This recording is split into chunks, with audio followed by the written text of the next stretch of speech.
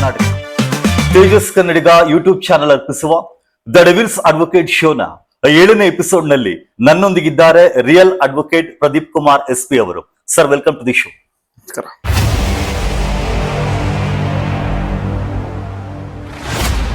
ನೀವೆಲ್ಲ ಮೂಡಾ ಪ್ರಕರಣವನ್ನ ಕೇಳಿರ್ತೀರಾ. ಆ ಮೂಡಾ ಪ್ರಕರಣದಲ್ಲಿ ಮೊದಲ ಬಾರಿಗೆ ಕಂಪ್ಲೇಂಟ್ ಅನ್ನು ಕೊಟ್ಟಂತ ವ್ಯಕ್ತಿ ಪ್ರದೀಪ್ ಕುಮಾರ್ ಅವರು. ಅದೇ ರೀತಿ ಇತ್ತೀಚೆಗೆ ಜಮೀರ್ ಅಹಮದ್ ಖಾನ್ ರಿಗೆ ಸಂಬಂಧಪಟ್ಟಂತಹ ವಕ್ಫ್ ಇಲಾಖೆಯಲ್ಲಿ ಒಂದಿಷ್ಟು ಹಗರಣ ಆಗಿದೆ ಅಂತ ಹೇಳಲಾಗ್ತಿದೆ. ಆ ಒಂದು ಕೇಸ್ ನಡೆಸಿರುವಂತದ್ದು ಕೂಡ ಇದೆ ಪ್ರದೀಪ್ ಕುಮಾರ್ ಅವರು. ಅಲ್ಲದೆ ಇವತ್ತಿಗೆ JDS ನ ಕಾನೂನಿನ ಬೆನ್ನೆಲುಬಾಗಿ ಕೆಲಸ ಮಾಡ್ತಿರುವಂತಹ JDS ನ ಕಾರ್ಯಕರ್ತರು ಕೂಡ ಹೌದು. ನಾಳೆ ಜೂನ್ 21ಕ್ಕೆ ಬಿಡದಿ ಟೌನ್ಶಿಪ್ ಗೆ ಸಂಬಂಧಪಟ್ಟಂತೆ ನಿಮ್ಮ JDS ಕಾರ್ಯಕರ್ತರು ಒಂದು JDS ಪಕ್ಷ ಏನ್ ಪಾದಯಾತ್ರೆ ಮಾಡ್ತಿದೆ. ಸೊ ಆ ಕಾರಣಕ್ಕೆ ಈ ಒಂದು ವಿಡಿಯೋದಲ್ಲಿ ನಾನು ಬಿಡದಿ ಟೌನ್ಶಿಪ್ ಗೆ ಸಂಬಂಧಪಟ್ಟಂತೆ ಮಾತ್ರ ನಿಮ್ಗೆ ವಿಷಯಗಳನ್ನ ಕೇಳ್ತಾ ಹೋಗ್ತೀನಿ. ಈ ಬಿಡದಿ ಟೌನ್ಶಿಪ್ ನ ವಿಚಾರ ಏನಿದೆ, ಈ ಬಿಡದಿ ಟೌನ್ಶಿಪ್ ಅನ್ನೋದು ಕುಮಾರಸ್ವಾಮಿ ಅವರ ಪಾಪದ ಕೂಸು ಅಂತ ಅನ್ಸುತ್ತೆ. ಕಾರಣ ಅವರು ಆ ಒಂದು ಬಿಡದಿ ಟೌನ್ಶಿಪ್ ಅನ್ನುವಂತ ಮಗುವಿಗೆ ಜನ್ಮ ಕೊಡ್ತಾರೆ, ಅದ್ರ ಜೀವವನ್ನ ತುಂಬಲಿಲ್ಲ. ಆದ್ರೆ ಇವತ್ತಿಗೆ ಕರ್ನಾಟಕದ ಮುಖ್ಯಮಂತ್ರಿ ಆಗಿರುವಂತ DK ಶಿವಕುಮಾರ್ ಹೇಳ್ತಿರುವಂತದ್ದು, ಇದು ಆಲ್ರೆಡಿ ಪಾಪದ ಕೂಸು ಹುಟ್ಬಿಟ್ಟಿದೆ, ಆದ್ರೆ ಅದಕ್ಕೆ ಜೀವವನ್ನ ತುಂಬಲಿಕ್ಕೆ ಆಗಿರ್ಲಿಲ್ಲ. ನಾನು ಜೀವವನ್ನ ತುಂಬ್ತೀನಿ, ಪ್ರಾಣ ಪ್ರತಿಷ್ಠಾಪನೆ ಮಾಡ್ತೀನಿ ಅಂತ ಹೇಳ್ತಿರುವಂತದ್ದು. ಅದ್ರ ಬಗ್ಗೆ ಹೇಳೋದಾದ್ರೆ ಪಾಪದ ಕೂಸು ಅನ್ನಕ್ ಸಾಧ್ಯನೇ ಇಲ್ಲ. ಯಾಕೆಂದ್ರೆ ಅದ ರೀತಿ ಜನ್ಮನೇ ಕೊಟ್ಟಿಲ್ವಲ್ಲ. ಓಕೆ, ಯಾಕೆ ಅಂತಂದ್ರೆ ಕುಮಾರಣ್ಣವರು ಮುಖ್ಯಮಂತ್ರಿ ಆದಾಗ 2007ರಲ್ಲಿ ಈ ಯೋಜನೆಯನ್ನ ಮಾಡುವ ಪ್ರಸ್ತಾಪವನ್ನ ಮಾಡಿದ್ರು. ಓಕೆ, ಪ್ರಿಲಿಮಿನರಿ ಆಗಿ ಒಂದಷ್ಟು ಚರ್ಚೆಗಳನ್ನ ಕಂಪನಿಗಳ ಜೊತೆನೂ ಮಾಡಿದ್ರು. ಒಂದಷ್ಟು ರೈತ ಸಂಘಟನೆಗಳು ಮತ್ತು ರೈತ ಮುಖಂಡರುಗಳು ಮತ್ತೆ ರೈತರು, ಅಲ್ಲಿ ವಿಶೇಷವಾಗಿ ಆ ಭಾಗದ ರೈತರ ಜೊತೆ 3 ಮೀಟಿಂಗ್ಗಳನ್ನ ಕುಮಾರ ಕೃಪಾದಲ್ಲೇ ಮಾಡಿದ್ರು ಮುಖ್ಯಮಂತ್ರಿ ನಿವಾಸದಲ್ಲಿ. ಆ 3 ಬಾರಿ ಮೀಟಿಂಗ್ಗಳನ್ನ ಮಾಡಿದಾಗ ಕೂಡ ರೈತರು ವಿರೋಧವನ್ನ ವ್ಯಕ್ತಪಡಿಸಿದಾಗ ಕುಮಾರಣ್ಣವರು ವಿಶೇಷವಾಗಿ ಆ ಏನು ಪ್ರಿಲಿಮಿನರಿ ಆಗಿ ಅವ್ರೇನ್ ಮಾತುಕತೆ ಮಾಡ್ತಿದ್ರು ಅಲ್ಲಿಗೆ ಸ್ಟಾಪ್ ಮಾಡಿದ್ರು. ಮುಂದುವರಿದು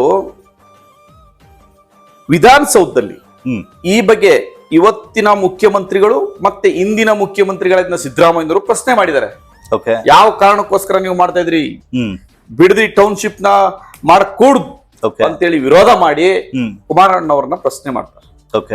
ಕುಮಾರಣ್ಣವರು on floor of the house ಹೇಳ್ತಾರೆ, ನಾನು ಯಾವುದೇ ಕಾರಣಕ್ಕೂ ರೈತರ ಎದುರಾಕೊಂಡು ರೈತರ ವಿರುದ್ಧವಾಗಿ ನಾನು ಯಾವುದೇ ತೀರ್ಮಾನವನ್ನು ಮಾಡೋದಿಲ್ಲ ಮತ್ತು ರೈತರ ಮೇಲೆ ಬರೆ ಎಳೆಯೋ ಕೆಲಸ ನಾನು ಮಾಡೋಣ. ಅವ್ರು ಒಪ್ಪಿದ್ರೆ ವಿತ್ ಕನ್ಸೆಂಟ್ ನಾನೀಗ ಯೋಜನೆ ಮಾಡ್ತೀನಿ ಅನ್ನೋ ಮಾತನ್ನ ಅವತ್ತು ಹೇಳ್ತಾರೆ. ಅದಾದ್ಮೇಲೆ ಏನು DLF ಸಂಸ್ಥೆ ಜೊತೆ ಅವ್ರು ಮಾತುಕತೆ ಮಾಡಿದ್ರು. ಇವತ್ತಿಗೆ ಅದೇ DLF ಸಂಸ್ಥೆ ಕೂಡ ಬ್ಲಾಕ್ ಲಿಸ್ಟ್ ಅಲ್ಲಿ ಇರುವಂತದ್ದು. ರಾಬರ್ಟ್ ವಾದ್ರಾ ಅವರಿಗೆ ಸಂಬಂಧಪಟ್ಟಂತ ಇವತ್ತು ಅದಿದೆ. ಅವತ್ತಿಗೆ DLF ಸಂಸ್ಥೆ ಕರ್ನಾಟಕ ಸರ್ಕಾರಕ್ಕೆ 400 ಕೋಟಿ ರೂಪಾಯಿ ಡೆಪಾಸಿಟ್ ಇಟ್ಟಿತ್ತು. ಮತ್ತು DLF ಸಂಸ್ಥೆ ತನ್ನ ಹಣವನ್ನ ಇನ್ವೆಸ್ಟ್ಮೆಂಟ್ ಮಾಡಕ್ ಒಪ್ಕೊಂಡಿತ್ತು. ಆದ್ರೆ ಇವತ್ತಿನ ಯೋಜನೆ ಏನು, ಇವತ್ತು ನೀವು ಎಷ್ಟು ಸಾಲ ತಗೋತಾ ಇದೀರಾ? 1 ರೂಪಾಯಿ ಇಲ್ಲ ನಿಮ್ಮ ಹತ್ರ. ನೀವು ಹೇಳ್ತಾರೆ ನಾವು ಗೌರ್ಮೆಂಟ್ ಯೋಜನೆ ಅಂತ ಹೇಳ್ತಾರೆ. ಇವ್ರು ತಗೋತಾ ಇರೋದು ಎಷ್ಟು ಸಾಲ ನೋಡಿ. ಅರ್ಬನ್ ಬೆಂಗಳೂರು ಡೆವಲಪ್ಮೆಂಟ್ ಅಥಾರಿಟಿಯಿಂದ 3,000 ಕೋಟಿ, BMRC ಇಂದ 3,650 ಕೋಟಿ, ಹುಡ್ಕೋ ಇಂದ 9,011 ಕೋಟಿ, ಅಂದ್ರೆ 15,661 ಕೋಟಿ ರೂಪಾಯಿಯನ್ನ ನೀವು ಸಾಲವಾಗಿ ಪಡಿತಾ ಇದ್ದೀರಾ.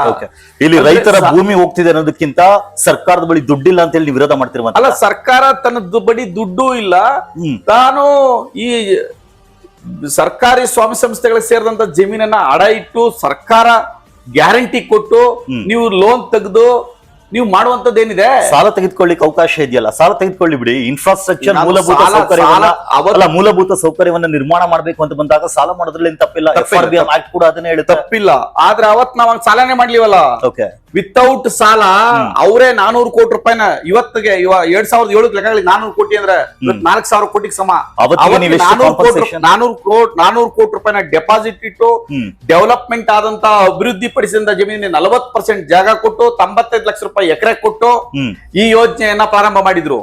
ಆದ್ರೆ ನಾವ್ ಯಾವಾಗ ಈ ರೈತರು ವಿರೋಧ ಮಾಡಿದ್ರು ನಾವು ಅಲ್ಲಿ ಡ್ರಾಪ್ ಮಾಡಿದ್ವಿ. ಡ್ರಾಪ್ ಮಾಡಿದ ಕಾರಣಕ್ಕೋಸ್ಕರನೇ DLF ಸಂಸ್ಥೆ 400 ಕೋಟಿ ರೂಪಾಯಿ ಏನ್ ಇಟ್ಟಿತ್ತು ಹಣವನ್ನ ವಿಡ್ರಾ ಮಾಡ್ಕೊಳ್ತು. ಅದು ಯಡಿಯೂರಪ್ಪನವರ ಸರ್ಕಾರ ಬಂದ್ಮೇಲೆ ಮುಂದುವರಿದಿಲ್ಲ, ಅವ್ರು ವಿಡ್ರಾ ಮಾಡ್ಕೊಂಡು ಹೋದ್ರು. ಅದ ನಂತರ ಈ ಯೋಜನೆಯನ್ನ ಮಾಡ್ಲೇಬೇಕು, ನಾನು ಜನ್ಮ ಕೊಟ್ಟಿದ್ದೀನಿ ಅನ್ನೋದಾಗಿದ್ರೆ ಕುಮಾರಣ್ಣವರು ಅಧಿಸೂಚನೆಯನ್ನ ಹೊಡಿಸ್ಲೇ ಇಲ್ಲ. ಪ್ರಿಲಿಮಿನರಿ ನೋಟಿಫಿಕೇಶನ್, ಫೈನಲ್ ನೋಟಿಫಿಕೇಶನ್ 2 ಆಗಿರೋದು 2025 ಮತ್ತು 2026ರಲ್ಲಿ. ನಿಮ್ಗೆ ಕುಮಾರಣ್ಣವ್ರು ಸ್ಪಷ್ಟ ಬಹುಮತ ಬಂದಿಲ್ಲ ಅದಕ್ಕೆ ಯಾವ ಅಧಿಸೂಚನೆ ಅಲ್ಲ ಬೇಡ 2008 ನಾವೇ ಮುಖ್ಯಮಂತ್ರಿ ಆಗಿದ್ವಲ್ಲ ಮತ್ತೆ ಮಾಡುವಂತಹ ಆ ಆಲೋಚನೆ ಇದ್ದಿದ್ರೆ 2018ರಲ್ಲಿ ಕುಮಾರಣ್ಣವ್ರು ಮತ್ತೆ ಸಿಎಂ ಆದ್ರು. ಈ ನಾನೇ ಜನ್ಮ ಕೊಟ್ಟಿದ್ದೀನಿ ಅನ್ನೋದಿರ ಅದು ಘೋಷಣೆ ಮಾಡ್ತಾ ಇದ್ರು. ಎಸ್ ನಾನು ಮಾಡಲ್ಲ ಅನ್ನೋ ತೀರ್ಮಾನ ಮಾಡಕ್ಕೋಸ್ಕರನೇ ಆ ಯೋಜನೆ ಕೈ ಬಿಟ್ರು. ಆಯ್ತು. ನಿಮ್ಗೆ ಇನ್ನೊಂದು ಪ್ರಶ್ನೆ, ಕುಮಾರಣ್ಣವರು ಯೋಜನೆಯನ್ನ ಮಾಡಿದ್ದಂಥದ್ದು ಕೇವಲ ಒಂದು ಯೋಜನೆ ಅಲ್ಲ, ಒಂದು ಬಿಡದಿ ಪ್ರಾಜೆಕ್ಟ್ ಅಲ್ಲ, 5 ಟೌನ್ಶಿಪ್. ಯಾಕೆ ನೀವು ನಿಮ್ದೇ ಸಾತ್ನೂರಲ್ಲಿ ಯಾಕೆ ಮಾಡ್ತಾ ಇಲ್ಲ? ನೀವು ಮಾಡಿ ಸಾತ್ನೂರಲ್ಲಿ, ನಿಮ್ಮ ತಾಲೂಕೆ ತಾನೆ ಸಾತ್ನೂರಲ್ಲಿ ಮಾಡಿ. ಯಾಕೆ ನಂದಗುಡದಲ್ಲಿ ಮಾಡ್ತಾ ಇಲ್ಲ? ಯಾಕೆ ಸೋಲೂರಲ್ಲಿ ಮಾಡ್ತಾ ಇಲ್ಲ?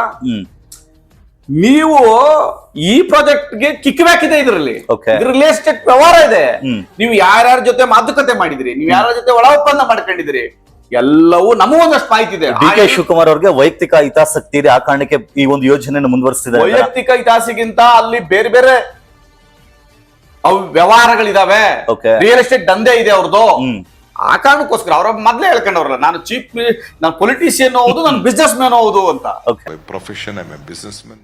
ಹಂಗಾಗಿ ಬಿಸ್ನೆಸ್ ಮ್ಯಾನ್ ಆಗಿ ಅವ್ರು ಥಿಂಕ್ ಮಾಡ್ತಿದ್ದಾರೆ. ಓಕೆ, ಈ ಕುಮಾರಸ್ವಾಮಿ ಅವರ ಆದಿಯಾಗಿ ಯಾರೆಲ್ಲ ಕರ್ನಾಟಕದ ಮುಖ್ಯಮಂತ್ರಿ ಆಗ್ತಾರೆ ಅವ್ರೆಲ್ರಿಗೂ ಕೂಡ ಬಿಡದಿಯ ಮೇಲೆ ಕಣ್ಣಿರುವಂತದ್ದು. ಯಾರೆಲ್ಲ ಅಧಿಕಾರಕ್ಕೆ ಬರ್ತಾರೆ ಬಿಡದಿಗೆ ಸಂಬಂಧಪಟ್ಟಂತೆ ಯಾವ್ದಾದ್ರು ಒಂದು ಯೋಜನೆ ತರಲಿಕ್ಕೆ ಅಥವಾ ಭೂಮಿಯನ್ನ ಸ್ವಾಧೀನಪಡಿಸ್ಕೊಳ್ಳಿಕ್ಕೆ ಪ್ರಯತ್ನ ಪಡ್ತಾರೆ. ಅಂತದ್ ಬಿಡದಿಯಲ್ಲಿ ಏನಿದೆ? ಏನಕ್ಕೆ ಬಿಡದಿನೇ ಅಲ್ಲ, ಒಂದು ನನಗನ್ಸೋದು ಬಿಡದಿ ಬಹಳ ಬೆಂಗಳೂರಿಗೆ ಬಹಳ ಹತ್ತಿರವಾಗಿದೆ, ಆ ಕಾರಣಕ್ಕೋಸ್ಕರ ಇರ್ಬೋದು. ಇನ್ನೊಂದು ಕಾರಣ ಏನಪ್ಪಾ ಅಂತಂದ್ರೆ ಇವತ್ತು ಈಗ ಅದು ರೆಡ್ ಝೋನ್ ಮಾಡಿದ್ರು. ಆ ಹಿಂದೆ ಆ ಯೋಜನೆ ಮಾಡಿದಾಗ ರೆಡ್ ಝೋನ್ ಮಾಡಿದ್ರು. ರೆಡ್ ಝೋನ್ ಮಾಡಿದ ಕಾರಣಕ್ಕೋಸ್ಕರ ಅಲ್ಲಿ ಯಾವುದೇ ಕಾರಣಕ್ಕೂ ಮಾರಾಟ ಮಾಡಕ್ ಆಗ್ಲಿಲ್ಲ ರೈತರು. ಸೊ ಇವತ್ತು ರೈತರು ಏನಾದ್ರು ಉಳಿಸ್ಕೊಂಡಿದ್ದಾರೆ ಆ ಜಮೀನು ಅಂತಂದ್ರೆ ಬಿಕಾಸ್ ಆಫ್ ಆ ರೆಡ್ ಝೋನ್. ನೀವು ರೆಡ್ ಝೋನ್ ಮಾಡಿದ್ರಿಂದಾನೇ ಅಲ್ಲಿರುವಂತ ಒಂದಿಷ್ಟು ರೈತರಿಗೆ ಅನ್ಯಾಯ ಆಯ್ತು ಅಂತ ಹೇಳಿ ರೈತರು ಹೇಳ್ತಿರುವಂತದ್ದು. ಕಾರಣ ನೀವು ರೆಡ್ ಝೋನ್ ಮಾಡ್ತೀರಾ, ಈಗ ಒಂದು ಬಾರಿ ರೆಡ್ ಝೋನ್ ಅಂತ ಘೋಷಣೆ ಮಾಡಿದ್ರೆ ಆ ಒಂದು ಭೂಮಿಯನ್ನ ಯಾವುದೇ ಕಾರಣಕ್ಕೂ ಕೂಡ ಕನ್ವರ್ಷನ್ ಮಾಡ್ಲಿಕ್ಕೆ ಆಗಲ್ಲ, ಬೇರೆ ಕಮರ್ಷಿಯಲ್ ಪರ್ಪಸ್ಗೆ ಬಳಸ್ಲಿಕ್ಕೆ ಆಗಲ್ಲ. ಆದ್ರೆ ರೈತರ ವಿಚಾರ ಅಂತ ಬಂದಾಗ ರೈತರು ತನ್ನ ಮಕ್ಕಳಿಗೆ ಮದುವೆಯನ್ನ ಮಾಡ್ಬೇಕಾದ್ರೆ ಅಥವಾ ಯಾವ್ದೊಂದು ಸಾಲವನ್ನು ತೀರಿಸುವಂತ ಸಂದರ್ಭದಲ್ಲಿ ಅಥವಾ ಬೇರೆ ಏನೋ ಲಾಸ್ ಆಗ್ತಿದೆ ಅಂತ ಬಂದಾಗ ಜಮೀನನ್ನ ಮಾರಬೇಕು ಅಂತ ಅನ್ಕೊಳ್ತಾರೆ. ನೀವು ರೆಡ್ ಝೋನ್ ಮಾಡಿದ್ದಕ್ಕೆ ಅವರು ಹೆಚ್ಚು ಬೆಲೆಗೆ ಮಾರಾಟ ಮಾಡ್ಲಿಕ್ಕೆ ಆಗಲ್ಲ, ಕಡಿಮೆ ಬೆಲೆಗೆ ಮಾರಾಟ ಮಾಡಿ ತುಂಬಾ ಜನ ಆ ರೀತಿ ಕಳ್ಕೊಂಡ್ರ. ರೆಡ್ ಝೋನ್ ಮಾಡದ ಕಾರಣಕ್ಕೋಸ್ಕರ ಈ ರೈತರು ಇವತ್ತು ನಮ್ಮ ರೈತನ ಉಳಿಸಿ ಅಂತೇಳಿ ಕಳೆದ 450 ದಿವಸದಿಂದ ಸ್ಟ್ರೈಕ್ ಮಾಡ್ತಿದ್ದಾರೆ. ರೈತರಾಗಿ ಉಳ್ಕೊಂಡಿದ್ದಾರೆ. ನಾವು ಅವತ್ತು ಅಧಿಸೂಚನೆ ಹೊಡಿಸುದಲ್ಲ, ಮಾತಾಡಿದ್ವಲ್ಲ, ಮಾತುಕತೆ ಮಾಡಿದ್ವಲ್ಲ, ಅವತ್ತಿಗೆ ಇದ್ದಂತ ಮರಗಳ ಸಂಖ್ಯೆ ಕೇವಲ 2 ಲಕ್ಷ. ಇವತ್ತು ಒಂದು ಹಿಂದೂ ಪತ್ರಿಕೆ ರಿಪೋರ್ಟ್ ಮಾಡಿದೆ, 8 ರಿಂದ 10 ಲಕ್ಷ ಮರಗಳಿದೆ. ಕೋಕೋನಟ್ ಟ್ರೀಸ್ ಇರ್ಬೋದು, ನಿಮ್ಗೆ ಅಡಿಕೆ ಮರಗಳಿರ್ಬೋದು, ಬಾಳೆ ಇರ್ಬೋದು, ಕಬ್ಬು ಇರ್ಬೋದು. ಇವತ್ತು ವಿಶೇಷವಾಗಿ 5 ರಿಂದ 6 ಲಕ್ಷ ಲೀಟರ್ ಇವತ್ತು ಡೈರಿ ಫಾರ್ಮ್ ಇಂದ ಬದುಕನ್ನ ಕಟ್ಕೊಂಡಿರ್ತಕ್ಕಂಥ, ಇಡೀ ಜೀವನವನ್ನ ಕಟ್ಕೊಂಡಿರ್ತಕ್ಕಂಥ ರೈತರ ಸಂಖ್ಯೆ ಏನಾಗ್ಬೇಕು? ಅವ್ರನ್ನ ಉಳಿಸಿದೀವಿ ಅಂದ್ರೆ because of red zone.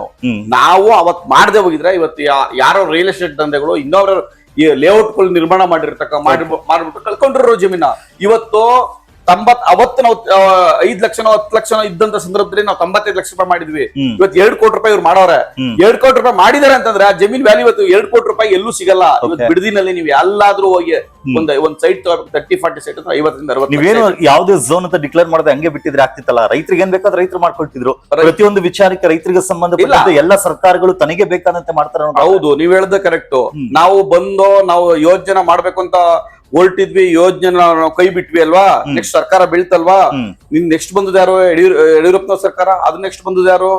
Siddaramaiah ಸರ್ಕಾರ ಬಂತಾರ. ಸಿದ್ದರಾಮಯ್ಯ ಲಿಫ್ಟ್ ಮಾಡ್ಬೋದಿತ್ತಲ್ಲ, ವಿರೋಧ ಮಾಡಿದ್ರಲ್ಲ. ಮತ್ತೆ ಸಿದ್ದರಾಮಯ್ಯನವರು ನಮ್ಮ ಈ ಯೋಜನೆಯನ್ನ ವಿರೋಧಿಸಿ ಸತ್ಯ ಶೋಧನಾ ಸಮಿತಿಯನ್ನ ಮಾಡಿತಲ್ಲ ಕಾಂಗ್ರೆಸ್ ಸರ್ಕಾರ.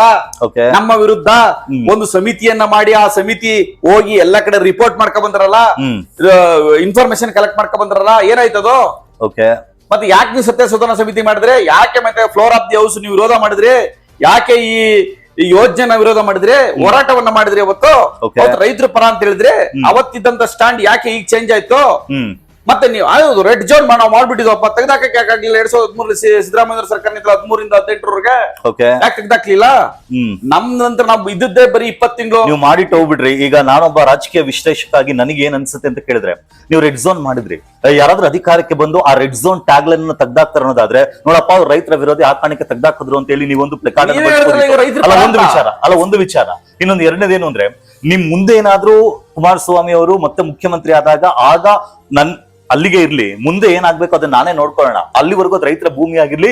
ಇನ್ನೆಲ್ಲಿ ರೈತರು ಆ ಭೂಮಿನೆಲ್ಲ ಮಾರ್ಕೊಂಡ್ಬಿಟ್ರೆ ಮುಂದೆ ನಾನು ಅಧಿಕಾರಕ್ಕೆ ಬಂದಾಗ ಈ ರೀತಿ ಮಾಡ್ಲಿಕ್ಕೆ ಆಗಲ್ಲ ಅಂತ ನಾವ್ ಆಗಿದ್ವಲ್ಲ 2018 ಮಾಡ್ಲಿವಲ್ಲ ನಾವು. ಅಲ್ಲ, ನಿಮ್ಗೆ ಸ್ಪಷ್ಟ ಬಹುಮತ ಬಂದಾಗ ಮಾಡುವಂತದ್ದು ಬೇರೆ, ಬೇರೊಬ್ಬರ ಬೆಂಬಲ ಮಾಡುವಂತದ್ದು ಬೇರೆ. ಸ್ಪಷ್ಟ ಬೇಡ, 2018 ನಾವು ಮುಖ್ಯ. ಅವತ್ತು ನಾವು ಸ್ಪಷ್ಟ ಬಹುಮತ ಇರ್ಲಿಲ್ಲ ಮಾಡಿದಾಗೂ ನಾವು ಸ್ಪಷ್ಟ ಬಹುಮತ ಇರ್ಲಿಲ್ಲ, ಇನ್ನೊಂದ್ಸರಿ ಆದಾಗೂ ಸ್ಪಷ್ಟ ಬಹುಮತ ಇರ್ಲಿಲ್ಲ. 2018 ನಾವು ಮುಖ್ಯಮಂತ್ರಿ ಆಗಿದ್ವಿ, ನಾವು ಮಾಡ್ಲಿಲ್ಲ. ಇವರು ಸತ್ಯಶೋಧನಾ ಸಮಿತಿ ಮಾಡ್ಕೊಂಡು ನಾವು ವಿರೋಧ ಮಾಡಿದ್ರಲ್ಲ, ವಿರೋಧ ಮಾಡಿದ್ರು ರೆಡ್ ಝೋನ್ ಆಕ್ಟ್ ತೆಗಿಲಿಲ್ಲ. 2013 ಚೀಫ್ ಮಿನಿಸ್ಟರ್ ಆದವರು ವಿರೋಧ ಮಾಡಿದ್ರು ತಾನೆ, ಅವರೇ ವಿರೋಧ ಮಾಡಿದ್ರು, ಕಾಂಗ್ರೆಸ್ ವಿರೋಧ ಮಾಡಿದ್ರು. ಒಂದು ವಿಪರ್ಯಾಸ ಏನು ಅಂದ್ರೆ, ನಾನು ಕೂಡ ಒಂದ್ 2 ಬಾರಿ ಬಿಡದಿಗೆ ಹೋಗಿದ್ದೆ, ಅಲ್ಲಿರುವಂತ ರೈತರನ್ನ ಮಾತಾಡಿಸ್ದೆ.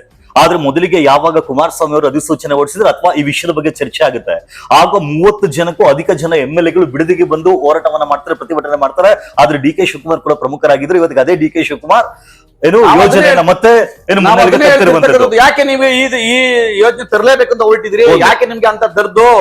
ಯಾಕೆ ಈ ಬಿಡದಿನೇ ತಗೊಂಡಿದ್ರಿ ನೀವು? ಇನ್ನು ಎರಡನೇ ವಿಪರ್ಯಾಸ ಏನು ಅಂತ ಕೇಳಿದ್ರೆ, ಇವತ್ತಿಗೆ ಕೃಷಿಕರು ಹೆಚ್ಚು ಹೈನುಗಾರಿಕೆ ಮೇಲೆ ಅವಲಂಬಿತರಾಗಿರುವಂತದ್ದು. ಅಲ್ಲಿರುವಂತ ಒಂದು 6,000-6,500 ಏನು ರೈತರು ಇರುವಂತದ್ದು. ಆ ಪ್ರತಿಯೊಂದು ಮನೆಯಲ್ಲಿ ಏನಿಲ್ಲ ಅಂದ್ರೆ 3 ರಿಂದ 4 ಹಸುಗಳನ್ನ ಸಾಕ್ತಿರುವಂತದ್ದು.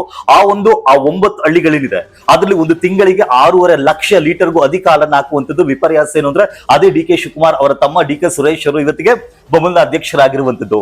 ಅವ್ರಿಗೆ ಡೈರಿಯ ಬಗ್ಗೆ ಗೊತ್ತಿರುವಂತದ್ದು. ಇಷ್ಟೆಲ್ಲ ಆಗ್ತಿದ್ರು ರೈತರ ಪರವಾಗಿ JDS ಗಟ್ಟಿಯಾಗಿ ನಿಂತಿದೆ ಅಂತ ಅನ್ಸುತ್ತಾ? ಅಲ್ಲ, ಈಗ ಈ ಹೋರಾಟವನ್ನ ಕೈಗೆತ್ಕೊಂಡಿದ್ದು JDS ಪಕ್ಷ.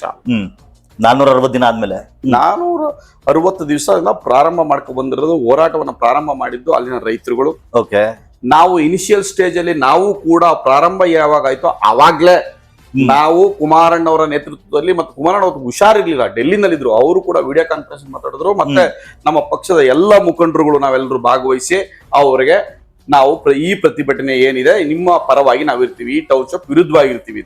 ಬಟ್ ನಿರಂತರವಾದ ಹೋರಾಟವನ್ನ ಸಂಘಟನೆಗಳು, ರೈತರ ಮುಖಂಡರುಗಳು ಮತ್ತು ಬೇರೆ ಬೇರೆ ಸಂಘಟನೆಗಳು ಕೂಡ ಇವತ್ತವರೆಗೆ ಮಾಡ್ಕೊಂಡು ಬಂದವೆ. ಆದ್ರೆ ನಾವು ಒಂದು ವಿರೋಧ ಪಕ್ಷವಾಗಿ ಮತ್ತು ಪ್ರಾದೇಶಿಕ ಪಕ್ಷವಾಗಿ ನಾವು ಆ ರೈತರ ಪರವಾಗಿ ನಿಂತಿದ್ದೀವಿ. ಮತ್ತೆ ಈ ಏನು ಹೋರಾಟ ಇದೆ, ನಾವು ಕೂಡ ಪ್ಯಾರಲಲ್ ಆಗಿ ಒಂದು ಹೋರಾಟವನ್ನ ಮೊದಲೇ ಮಾಡ್ಬೋದಿತ್ತಲ್ಲ? ಇಲ್ಲ ಅಂತದಲ್ಲ, ಇಲ್ಲಿ ಕೇಳಿ, ಆ ಹೋರಾಟವನ್ನ ಮೊದಲೇ ಮಾಡ್ಲಿಕ್ಕೆ ಯಾಕೆ ಸಾಧ್ಯ ಇಲ್ಲ ಅಂದ್ರೆ 2025 ನೋಟಿಫಿಕೇಶನ್ ಮಾಡಿದವರು.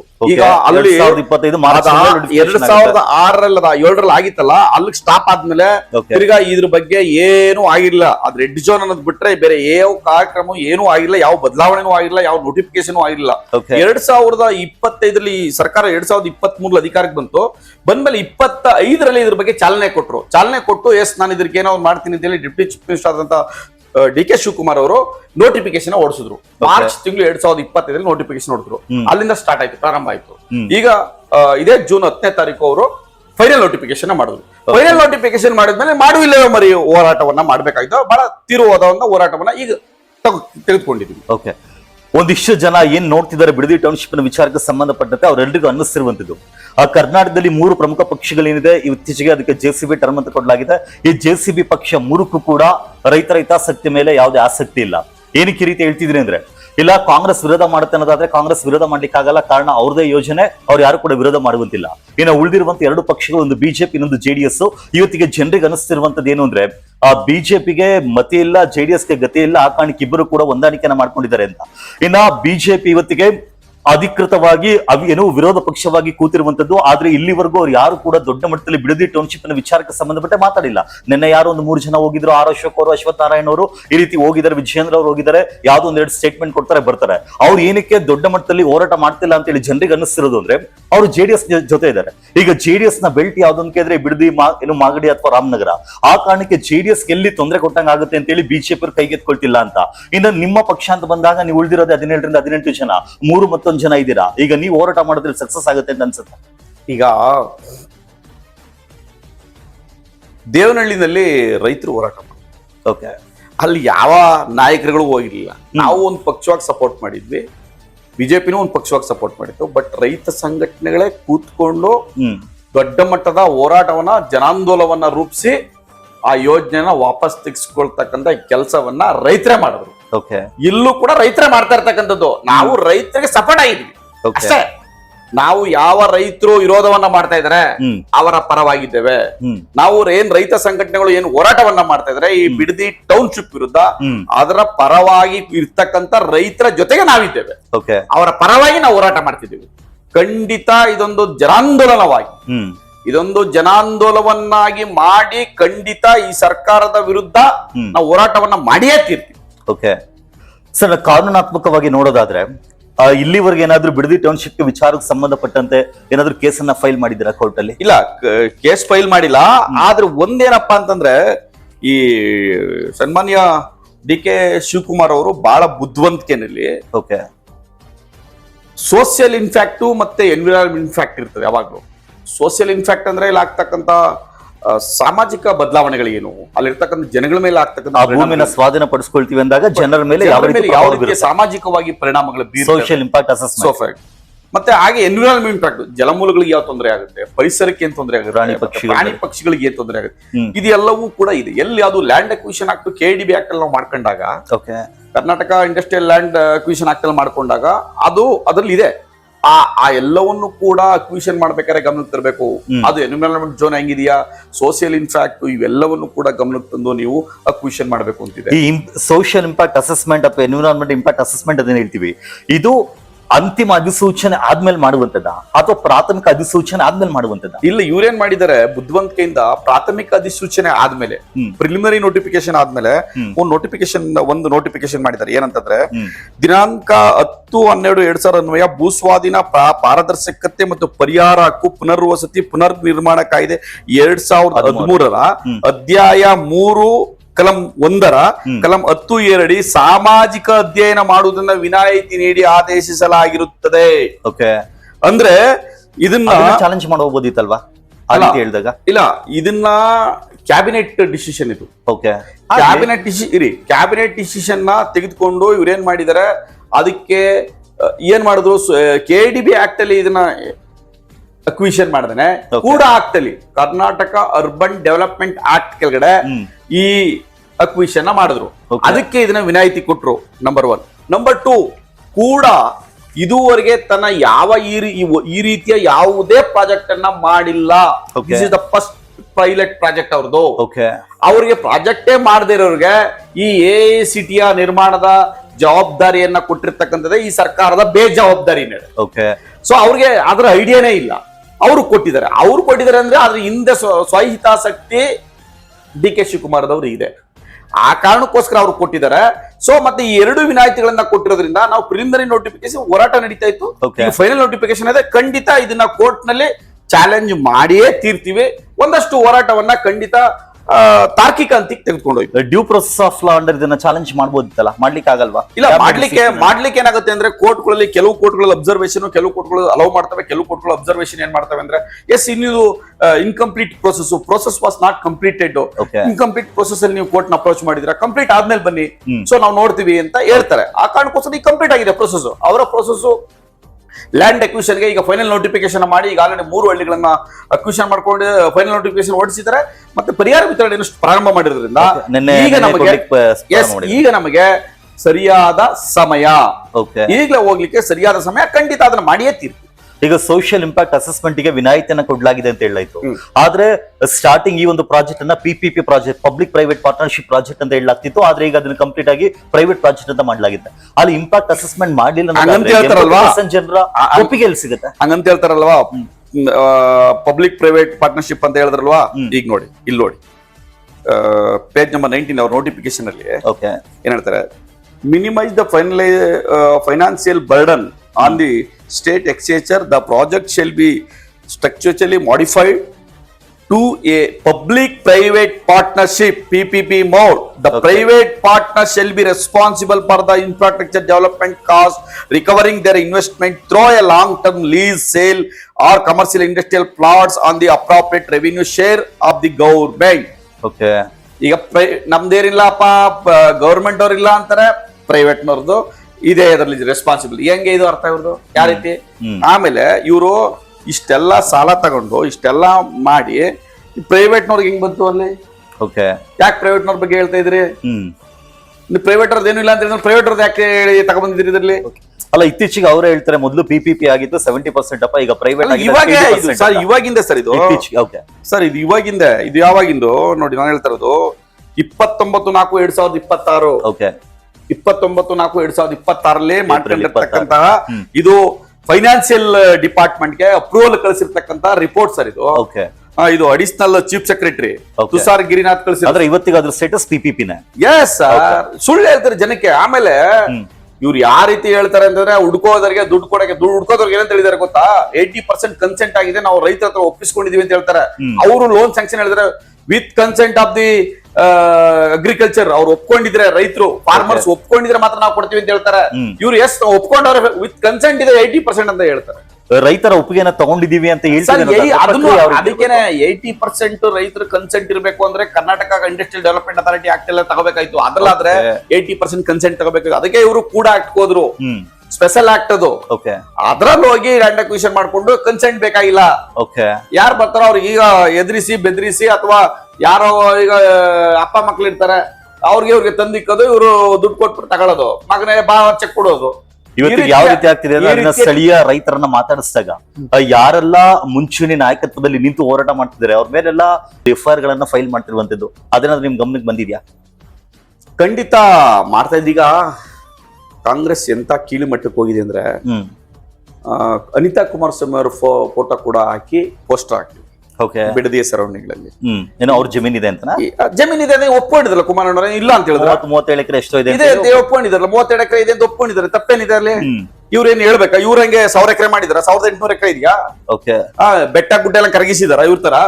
ಯಾವ ಬೆಟ್ಟ ಗುಡ್ಡ ಎಲ್ಲ ಕರಗಿಸಿದ್ದಾರೆ? ಬೆಟ್ಟ ಗುಡ್ಡ ಮೇಲೆಲ್ಲ ಕುಮಾರಸ್ವಾಮಿ ಅವರ ಹೆಸರು ಕರಪ್ಷನ್ ಅಲ್ಲಿ ಕೇಳಿ ಬಂದೇ ಇಲ್ಲ. ಯಾವ ತೋರಿಸಿ ಇವ್ರಂಗ್ ಜೈಲ್ಗೆ ಹೋಗಿ ಬಂದಿದಾರ? ಇವ್ರಂಗ್ ಜೈಲಿಗೆ ಹೋಗಿ ಬಂದಿದಾರ ಕರಪ್ಷನ್ ಅಲ್ಲಿ. ಕರಪ್ಷನ್ ಅಲ್ಲಿ ಇವತ್ತು 3 ಎಕರೆ ಇಟ್ಕೊಂಡು 1800 ಕೋಟಿ ಡಿಕ್ಲೇರ್ ಮಾಡ್ಕೊಂಡವ್ರಲ್ಲ, ಇವ್ರಂಗೆ ಮಾಲ್ಗಳು ಕಟ್ಟಿದಾರ, ಇವ್ರಂಗೆ ಎಜುಕೇಶನ್ ಇನ್ಸ್ಟಿಟ್ಯೂಷನ್ ಕಟ್ಟಿದಾರ, ಇವ್ರಂಗೆ ಕಂಪನಿಗಳು ಓಪನ್ ಮಾಡಿದಾರ, ಇವ್ರಂಗೆ ದೇಶ ವಿದೇಶಗಳಲ್ಲಿ ವ್ಯವಹಾರ ಮಾಡ್ತಿದಾರ? ಖಂಡಿತ ಇಲ್ಲ. ಆ ರೀತಿಯ ಯಾವುದೇ ಇವತ್ತು ಜನಸಾಮಾನ್ಯರಿಗೆ ಪರವಾಗಿ ಈ ಈ ಈ ಈ ನಾಡಿನ ಕೊನೆಯ ವ್ಯಕ್ತಿಯ ಪರವಾಗಿ ಯಾರಾದ್ರೂ ಕೆಲಸ ಮಾಡ್ತಾ ಇರೋದಂದ್ರೆ ಕುಮಾರಣ್ಣ. ಓಕೆ, ರೈತರ ಪರವಾಗಿ, ಕಾರ್ಮಿಕರ ಪರವಾಗಿ, ದಲಿತರ ಪರವಾಗಿ, ಜನರ ಪರವಾಗಿ ಕೆಲಸ ಯಾರಾದ್ರೂ ಮಾಡ್ತಾ ಇದ್ರೆ ಅದು ಕುಮಾರಣ್ಣ. ಯಾವುದೇ ಜಾತಿಯನ್ನ ನೋಡದೆ, ಧರ್ಮವನ್ನ ನೋಡದೆ, ಜನರ ಪರವಾಗಿ ಕೆಲಸ ಮಾಡುವ ಪ್ರಯತ್ನವನ್ನ ಪ್ರತಿ ದಿವಸ ಮಾಡ್ತಾ ಇದಾರೆ. ಇವ್ರ ತರ ಯಾವುದೇ ನಾನು ಹೇಳ್ದಂಗೆ ಬಿಸ್ನೆಸ್ ಮ್ಯಾನ್ ಅಂತ ಒಪ್ಕೊಂಡಿಲ್ಲ ಅವರು. ಇವ್ರ ತರ ಬಿಸ್ನೆಸ್ ಮಾಡ್ತಾ ಇಲ್ಲ. ಇವ್ರು ದುಡ್ಡು ಹಾಕಿ ದುಡ್ಡು ತೆಗಿಯೋರು. ಇದ್ರ ಈ ಪ್ರಾಜೆಕ್ಟ್ ಅಷ್ಟೇ ದುಡ್ಡು ಹಾಕಿ ದುಡ್ಡು ತೆಗಿಯೋದು ಕೆಲಸ ಮಾಡ್ತಾವ್ರು. ಓಕೆ, ಸರ್ಕಾರ ಯೋಜನೆಯನ್ನ ಕೈ ಬಿಡುತ್ತೆ ಅಂತ ಅನ್ಸುತ್ತಾ? 100ಕ್ಕೆ 100% ಈ ಯೋಜನೆ ಬಿಡ್ಲೇಬೇಕು. ಯಾಕೆಂದ್ರೆ ರೈತರು ಇವತ್ತು ದೊಡ್ಡ ಮಟ್ಟದ ಆಕ್ರೋಶವನ್ನು ವ್ಯಕ್ತಪಡಿಸಿದ್ದಾರೆ. ನೀವು ಪೆನ್ನು ಪೇಪರ್ ನ ಈಸ್ಕೊಂಡು ನೀವು ಈ ರೀತಿ ಲ್ಯಾಂಡ್ ಅಕ್ವಿಷನ್ ಮಾಡಿ ಆ ರೈತರ ಮೇಲೆ ಬರೆ ಎಳೆ ಕೆಲಸ ಮಾಡ್ತಾ ಇದ್ರಿ. ಯಾವ ಪೆನ್ನು ಪೇಪರ್ ನ ಈಸ್ಕೊಂಡು ನೀವು ಮಿಸ್ಯೂಸ್ ಮಾಡ್ಕೊಂಡು ಜನರ ಮೇಲೆ ದಬ್ಬಾಳಿಕೆ ಮಾಡ್ತಾ ಇದ್ರಲ್ಲ, ಈ ದಬ್ಬಾಳಿಕೆನ ಯಾವುದೇ ಕಾರಣಕ್ಕೂ ರೈತರು ಸಹಿಸಲ್ಲ. ಹಾಗೆ ರಾಮನಗರ ಜಿಲ್ಲೆಯ, ಬೆಂಗಳೂರು ದಕ್ಷಿಣ ಜಿಲ್ಲೆಯ ಯಾವ ರೈತ ವರ್ಗವೂ ಕೂಡ ಸಹಿಸಲ್ಲ. ಓಕೆ, ನೀವೊಬ್ರು ಅಡ್ವೊಕೇಟ್ ಆಗಿ ಬಿಡದಿಯ ಹೋರಾಟಗಾರರು ಏನಿದ್ದಾರೆ ಅವ್ರಿಗೆ ಏನ್ ಸಲಹೆ ಕೊಡ್ತೀರಾ? ನೀವು JDS ಕಾರ್ಯಕರ್ತರಾಗಿ ಏನ್ ಕರೆ ಕೊಡ್ತೀರಾ? ಅಲ್ಲ, ನಾವು ಅವ್ರಿಗೆ ಇವತ್ತೇನು ಹೋರಾಟವನ್ನ ಮಾಡ್ತಾ ಇದ್ರೆ ಅವರ ಪರವಾಗಿ ನಿಲ್ಬೇಕಾದ್ದು ನಮ್ ಧರ್ಮ.